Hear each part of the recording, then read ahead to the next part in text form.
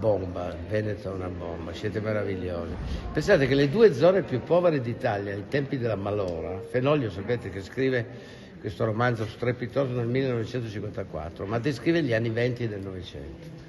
Le due zone più povere d'Italia erano le Langhe, dove c'era la malora, dove vivo, sono nato io, e il Veneto, dove c'era la pellagra. Adesso sono le due zone più ricche d'Italia e c'è stato tanto olio di gomito in mezzo. In questo secolo c'è stata gente che si è fatta un mazzo pazzesco e quindi è una zona che ammiro. Io dicevo prima al vostro Presidente che vengo sempre volentieri a Treviso per due ragioni. La prima perché la zona di Treviso, la zona di Alba e delle Langhe sono le due zone d'Italia dove si mangia meglio, punto.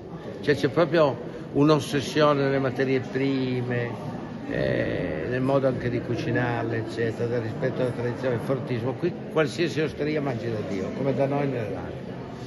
Il secondo motivo è per questa affinità imprenditoriale che abbiamo tra i due territori, siamo molto simili naturalmente, molto curiosi, molta voglia di impresa, anche propensione al rischio. Voi in questo siete più bravi di noi, nel senso che i langhetti sono un po' più paurosi, però propensione al rischio ed è quello che serve. D'altra parte il mitico Leonardo da Vinci diceva godo in sovrappiù a provarci che a farcela, e diciamo che siamo due zone dove ci proviamo sempre e questo mi piace.